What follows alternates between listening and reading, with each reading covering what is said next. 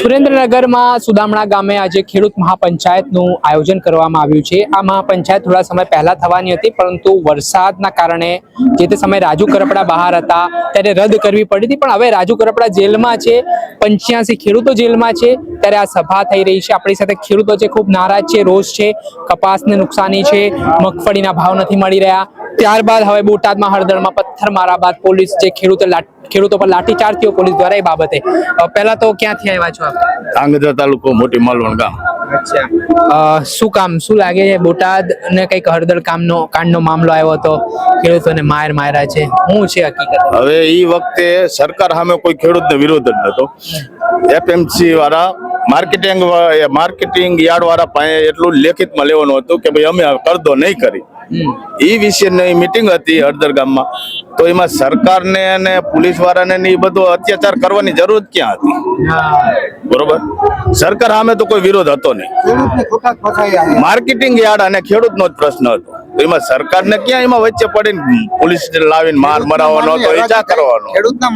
એમાં એવી વાત છે કે ખેડૂતોએ પથ્થર માર્યો કર્યો। ખેડૂત બાપા પથ્થર મારતા હોય તો આટલા દી તરી વરા સરકાર જ ન હોય। ખેડૂતે પથ્થર નથી માર્યો એટલે આટલા વરા સરકાર રહી। હા, નકર ખેડૂતે પથ્થર માર્યો હોય તો તરી વરા હોય। તરી વરાનો છોકરો મોટો કરીને ઈ કામ ન કરે ને તો એને આપણે જુદો કરી દઈએ। આ તો સરકાર છે। તરીવરાનો મારો જ છોકરો મેં મોટો કર્યો, કામ ન કરે એટલે હું એને જુદો કરી દઉં। અને જુદો કરવા છતાં જો એને આપણે પૈણાવીને દિલ્હી મોકલ્યા એમને, તોય કઈ કામ ન હું વાત કરો। હા, એટલે કામ થતું હોય તો આ પબ્લિક એમનામાં આવી, આ બધી વેદના છે, આ બધી ખેડૂતની વેદના। એટલે ઘણા બધા વખત એવા આરોપ થાય છે કે પૈસા આપીને લાવવામાં આવે, ભીડ બતાવવા માટે। આમાં ખેડૂતને પૈસા દેતા હોય તો ખેડૂત ઘીરે બે રહે સાહેબ। ખેડૂતને તો પૈસા જ મળતા હોય તો ના આવવાની જરૂર છે? આવા માહોલ જો વરસાદી માહોલમાં પબ્લિક આટલું આવ્યું હોય, કઈક એમને વેદના છે તારે આવ્યું છે, એમ નામ તો કોઈ આવે નહીં। આમાં તો ભાજપ અમારે આ માહોલમાં અમારી વાડીએ જવું હોય ને તો અમને એમ થાય નથી જવું, અને અહીંયા કેમ આવ્યા હોય?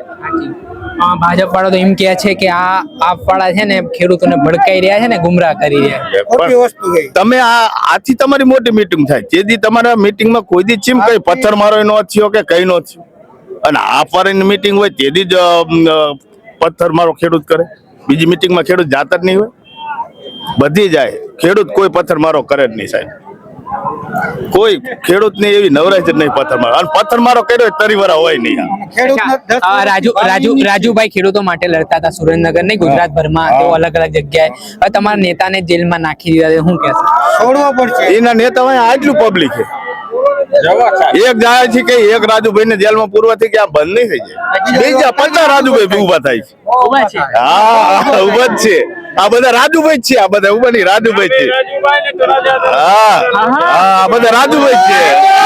જય જવાન જય કિસાન। જો રાજુભાઈ ને જેલમાં નાખી દીધા છે, પ્રવીણભાઈ ને નાખી દીધા છે, 85 જેટલા ખેડૂતો નાખી દીધા છે, તો શું લાગે ખેડૂતોમાં નારાજગી રોષ છે કે ખાલી નારાજગી છે, રોષે છે? આનો બદલો આવનારી સ્થાનિક સ્વરાજની ચૂંટણીમાં રાજુભાઈ માટે જે અન્યાય કર્યો છે ને, માથે ખોટા કેસ કરીને, એનો જવાબ સ્થાનિક સ્વરાજની ચૂંટણીમાં આ ગુજરાતના ખેડૂત દેશે।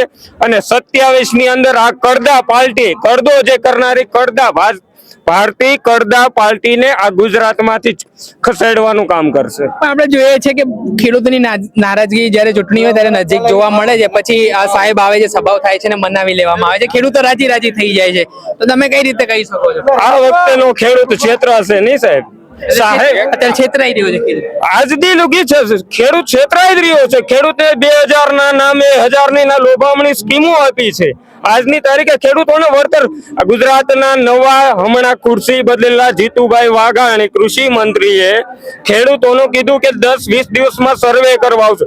સાહેબ, માંડવી ટેકાના ભાવે ખરીદી કરવા સેટેલાઇટ છે, ખેડૂતોનો સર્વે કરવા સેટેલાઇટ તમારો ક્યાં જાય છે? સેટેલાઇટ થી સર્વે કરો અને ખેડૂતોનું યોગ્ય વળતર ચૂકવો। આ સરકાર આ ચૂકવવામાં નિષ્ફળ થઈ છે। સરકાર આવું કે અમે તો સંવેદનશીલ છે ખેડૂતો માટે, ખેડૂતો એ જગતનો તાજ છે ને અમે બહુ ખેડૂતો માટે વિચારતા હોઈએ છીએ, એવું સરકારનું શું ખેડૂતો માટે વિચાર્યું? આજની તારીખ નરેન્દ્રભાઈ ની સરકાર હતી, વિજયભાઈ રૂપાણીની, ભૂપેન્દ્રભાઈ ની સરકાર, ખેડૂતો માટે શું કર્યું સાહેબ?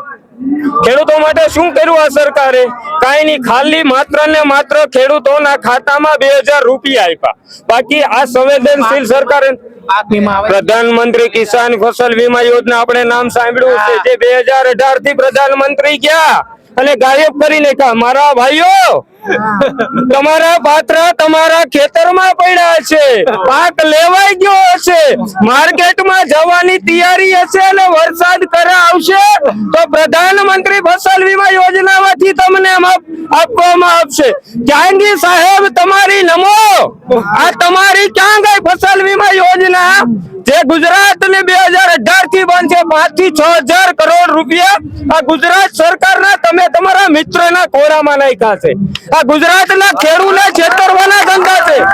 અને સાહેબ, આજ હું તમને કહું છું, આજ જનમેદની જોઈ લેજો 2027 ની અંદર, અને હું તમને કોલ કરીશ 27 ની અંદર જો ગુજરાતમાં આમ આદમી પાર્ટીની સરકાર અમારો ખેડૂત નો કરે તો કેજો ગોહિલ રાજદીપસિંહ, તળાજા તાલુકા કિસાન મોરચાના પ્રમુખ આજ રાજુભાઈના માટે કઈ જાય છે.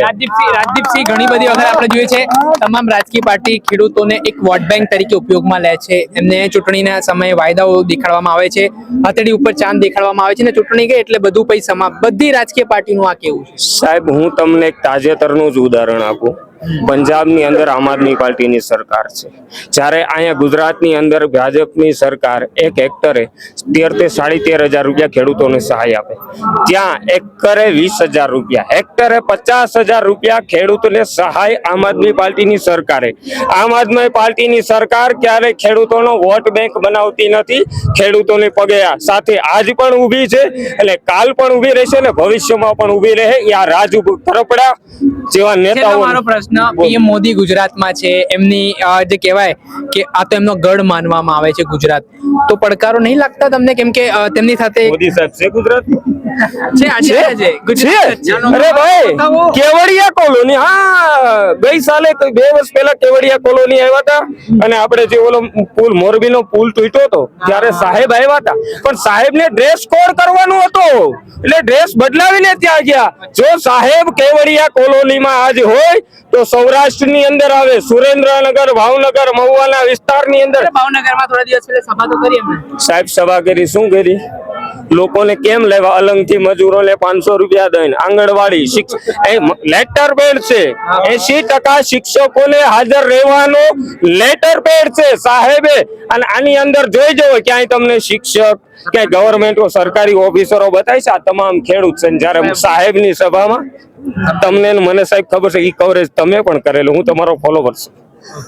ખૂબ ખૂબ આભાર. આ હતા જે ખેડૂત છે, તેમનામાં ભારે આક્રોશ છે, કેમ કે તેની આંતરડીઓ કકડે છે જ્યારે આ ઘટનાઓ બને છે. ખેડૂતોને મારવામાં આવે છે, ખેડૂતોને પૂરતા પ્રમાણમાં ભાવ નથી આપવામાં આવતા. જે દિવસ રાત મહેનત કરીને, કાળી મજૂરી કરીને તે આપણા માટે અન્ન વાવતો હોય છે, ત્યારે હવે ખેડૂતોનો આક્રોશ ફાટી નીકળ્યો છે ને 2027માં ગુજરાતના ખેડૂતો નવા જૂની કરવાના મૂડમાં પણ દેખાઈ રહ્યા છે.